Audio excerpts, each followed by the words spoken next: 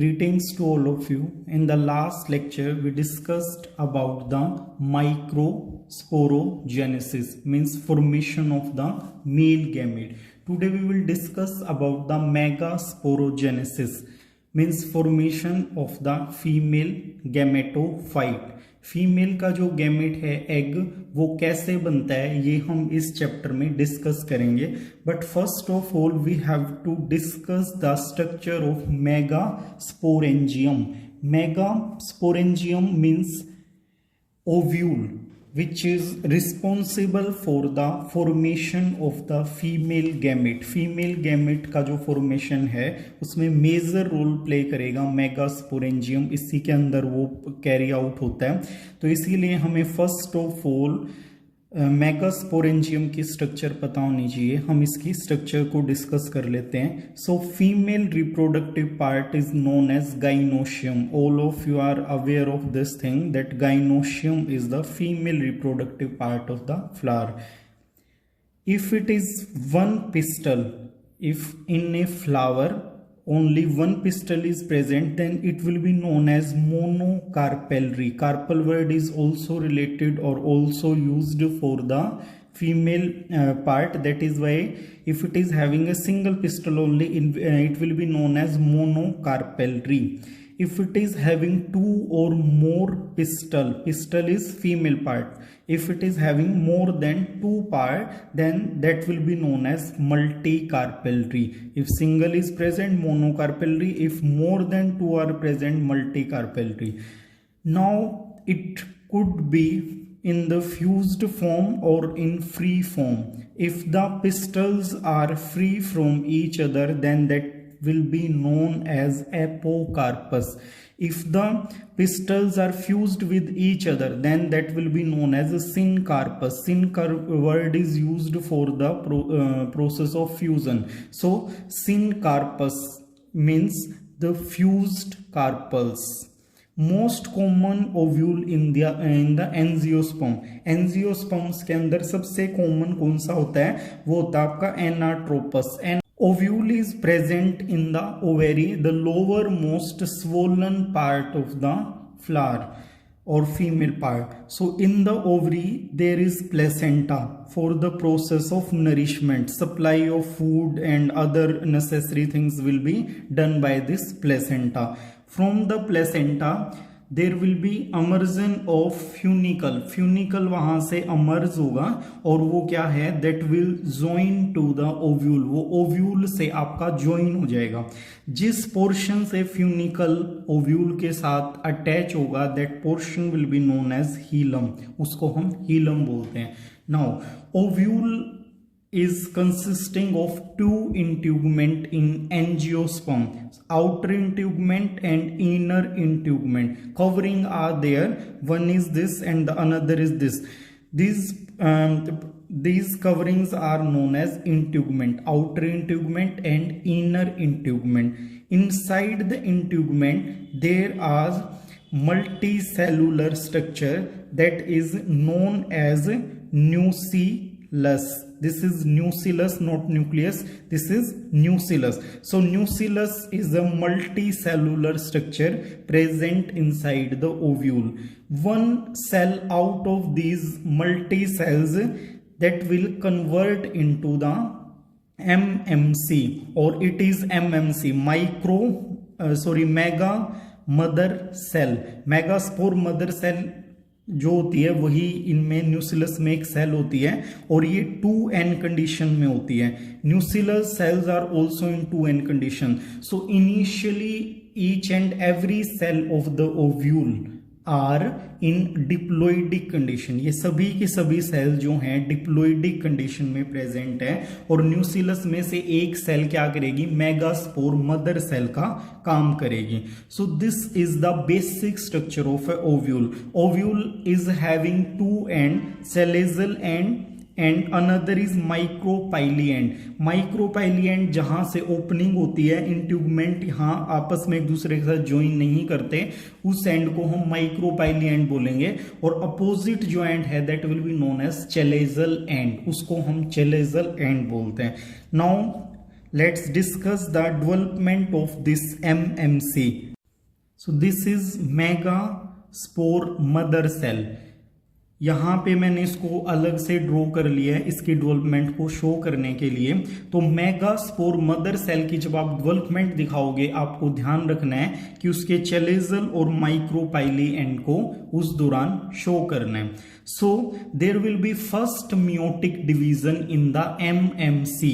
MMC के अंदर first meiotic division होगा and it will form the megaspore tetrad. Megaspore tetrad इस तरीके से बन जाएगा and it will be linear always. आपको ध्यान रखना है माइक्रो स्पोर टेट्राड था वो किसी भी शेप में किसी भी अरेंजमेंट में हो सकता है, but mega spore tetrad will always be in this linear manner. Linear manner के अंदर ही ये अरेंज होगा।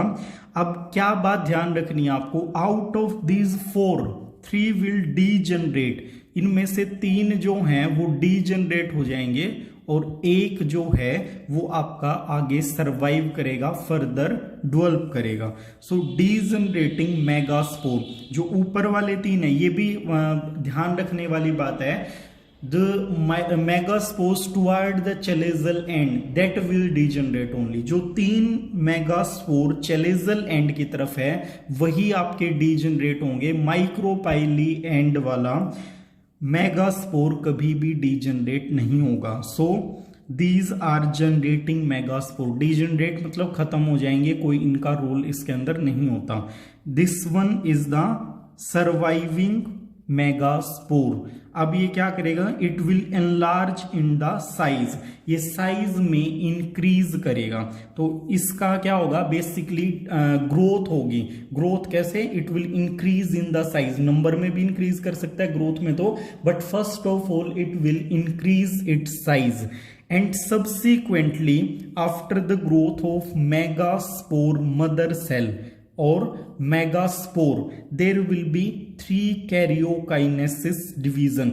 Karyokinesis means division of the nucleus. तो 3 बार न्यूक्लियस डिवाइड करेगा। आपको ध्यान रखना है पूरी सेल डिवाइड नहीं हो रही है।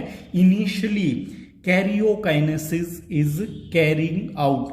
3 क्या हो रही है, न्यूक्लियर डिवीजन यहां पे हो रही है, पूरी की पूरी सेल डिवाइड नहीं कर रही है। ये आपको बड़े ध्यान से या ध्यान रखना है इस बात को।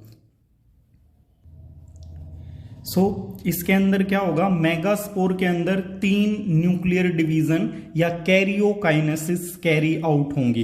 तो ये कैसे हो रही है, सपोज कीजिए कि यहां पे एक सेल प्रेजेंट है, ये न्यूक्लियस। न्यूक्लियस के अंदर फर्स्ट डिवीजन होगा, it will divide into 2। Second division दोनों डिवाइड करेंगे और उसके बाद जब थर्ड डिवीजन होगी तो ये सारे डिवाइड करेंगे and there will be formation of 8 nucleus in a single cell. So by 3 karyokinetic division there will be formation of 8 nucleus in a single. So here 8 nucleus are present in single megaspore. 3 out of these 8 nuclei will shift toward the chelazal end. Again आपको chalazal और माइक्रोपाइली and show करने हैं यहाँ पे। तो 3 nucleus जो हैं chalazal and की तरफ शिफ्ट हो जाएंगे। Out of these 3 will shift toward the micropyly end and 2 will remain into the center. So structure will be like this. After the nuclear division or karyokinesis there will be cytokinesis. अब cytoplasm का भी division होगा और यहाँ पे क्या है, membrane in nucleus को सराउंड कर लेगी। तो एंटीपोडल सेल या एंड की तरफ जो सेल्स गई थी वो एंटीपोडल सेल में कन्वर्ट हो जाएंगी। माइक्रोपाइली एंड पे जो 3 सेल गई थी उनमें से कॉर्नर पे जो 2 सेल हैं they will form the synergid cell and in the centre it will become larger in comparison to the peripheral cell. It will act as egg cell. ये एग होगा और साइड में क्या होंगी, सिनर्जिड सेल। इन दोनों को मिला के हम बोलेंगे egg apparatus. So synergid cell and egg are collectively known as egg apparatus. In the centre these two nuclei will be surrounded by a single membrane and that cell will be known as polar cell और central cell. तो ये आपका क्या है, एक ovule यहाँ पे इस प्रकार से तैयार हो जाता है, एम्ब्रियो सैक यहाँ पे बन जाता है, that is known as female gametophyte. Technically it is known as female gametophyte. So embryo sac के अंदर क्या होता है वो हम ध्यान से देख लेते हैं। There are 8 nucleus and 7 cell. तो here you can count 1 2 3 4 5 6 7 8। So 8 nuclei are present there. How many cells are there? 1 2 3 4 because it is single cell with 2 nuclei. 4 5 6 7. So it is a stage where 8 nucleus and 7 cell are present. This kind of arrangement is known as polygonum type. इसको पोलीगोनम type embryo sac बोलेंगे या इसको monosporic embryo sac बोलेंगे, क्योंकि इसके अंदर एक ही एग प्रेजेंट है, that is why it is known as monosporic. So this was all about the formation of the female gametophyte. Now pollination. So what is pollination? Pollination is the process of transfer of pollen grain from anther to the stigma. आपको पता है कि male gamete जो है वो आपके microsporangium के अंदर बन चुके हैं, जो हमने बनाए थे लास्ट लेक्चर में डिस्कस किए थे कि किस प्रकार से वो डेवलप होंगे। Today we will discuss about the formation of female gametophyte और एग। तो दोनों gamete, male and female gamete, दोनों अपनी अपनी जगह पे क्या है, वो रेडी हैं, वो मैच्योर हो चुके हैं, बन चुके हैं। इसके बाद जो नेक्स्ट प्रोसेस आती है वो क्या आती है? We have to transfer the male gamete to the female gamete. हमें उसको ट्रांसफर करवाना है ताकि वो एक दूसरे के साथ फ्यूज हो सकें और नेक्स्ट जनरेशन को लेके आ सकें। So this process of transferring the male gamete to the female gamete, that is known as pollination. So pollination is of two different type. One is self pollination and the another is cross pollination.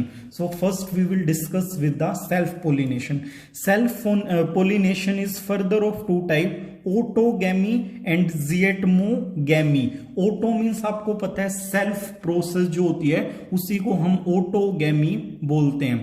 So transfer of pollen grain from anther to stigma of the same flower. आपको यहां पे इस बात पे stress देना है या ध्यान देना है कि एक ही फ्लावर का पोलन ग्रेन अपने ही जो स्टिग्मा है उसके ऊपर डस्ट हो जाएगा। तो एक सिंगल फ्लावर के अंदर दोनों पार्ट होने चाहिए, मेल पार्ट भी और फीमेल पार्ट भी। एक ही फ्लावर के अंदर पोलिनेशन की प्रोसेस जब हो जाती है, that process is known as autogamy.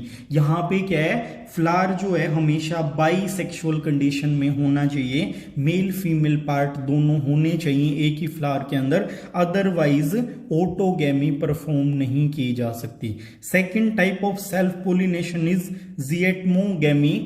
Here, transfer of the male gamete of one flower to the stigma of the another flower of same plant, that is known as zyatmogamy. यहाँ पे क्या है, एक ही plant है but उस plant के ऊपर जो फ्लावर्स हैं वो फ्लावर्स डिफरेंट होने चाहिए। एक प्लांट के दो फ्लावर के बीच में पोलिनेशन जब होता है उसी को zyatmogamy बोलते हैं। दोनों सेम ही चीजें हैं, लेकिन आपको यहाँ पे ध्यान रखना है कि एक ही फ्लावर के अंदर हो रहा है, that is known as autogamy. But if it is occurring with the another flower of the same plant, that will be known as zyatmogamy. Self pollination क्यों है? क्योंकि प्लांट दोनों ही केसेस में एक रहेगा। तो दोनों केसेस में अगर सेम प्लांट है तो प्लांट का जेनेटिक मटेरियल मटेरियल सेम रहेगा तो उस केस में ये सेल्फ पोलिनेशन के अंडर आते हैं। इसका सबसे बड़ा जो ड्रॉबैक है वो ये होता है कि इन ब्रीडिंग डिप्रेशन यहां पे आ जाता है, जो रिसेसिव कैरेक्टर्स हैं वो अपीयर होने के चांसेस यहां ज्यादा रहते हैं। Second type of pollination is cross pollination. So इसके नाम से ही पता लग रहा है हमें कि क्रॉस का मतलब क्या है, जो दूसरे प्लांट के साथ क्रॉस होगा that will be known as cross pollination. इसको जीनोगेमी या एलोगेमी भी बोला जाता है। Transfer of pollen grain of one flower of one plant to the stigma of another plant of same species। यहां पे आपको ध्यान रखना है स्पीसीज सेम होना चाहिए और फ्लावर्स जो हैं वो डिफरेंट प्लांट के होने चाहिए। तो डिफरेंट में यहां पे आप जीनोगेमी में देख सकते हो एक्स आ रहा है, तो एक्स का मतलब क्या होता है, क्रॉस। क्रॉस का मतलब है डिफरेंट प्लांट के साथ पोलिनेशन की प्रोसेस होना, that will be known as cross pollination. So here you will always need a agency to perform the pollination. Agency का मतलब क्या है कि आपको वहां पे कोई ना कोई एजेंट चाहिए जो मेल गैमेट को फीमेल गैमेट तक लेके जाए। So those agencies are known as pollinators. उन्हीं एजेंसी को हम पोलिनेटर्स बोलते हैं। And different agencies are here. First of all most common air और wind. If air is carrying the male gamete to the female gamete or stigma of the flower, that will be known as anemophily। ये इनके लिए terms हैं कि air pollination अगर plant के अंदर हो रहा है तो उसको हम एनीमोफिली बोलेंगे। एक्वेटिक प्लांट के अंदर water will carry the pollen grain from male part to the female part and that will be known as hydrophily. उस प्रोसेस को हम हाइड्रोफाइली बोलेंगे, उस पोलिनेशन को हाइड्रोफाइली बोलेंगे। इफ इंसेक्ट, सबसे कॉमन जो ऑर्नामेंटल फ्लावर्स होते हैं बहुत अट्रैक्टिव होते हैं, वो इंसेक्ट को अट्रैक्ट करने के लिए होते हैं। So most commonly pollination is carried out by the insect in angiosperm and that type of pollination is known as anemophily। This word is related to the insect, that is why anemophily is the pollination which is carried out by the insect। Next is by the birds। If birds are doing the pollination, that will be known as ornithophily। Ornithophily is the pollination that is carried out by the birds। If pollination is carried out by the animals, then that will be known as zoophily। Zoo word is related to the animal, so this kind of pollination will be known as zoophily। So it was about the pollination, type of pollination and the agencies of pollination। These two type of agencies are come under category abiotic agencies because they are non-living, and these insect, bird or anything else, that will be known as biotic pollinators। ये आपके biotic pollinators हैं because these are living beings।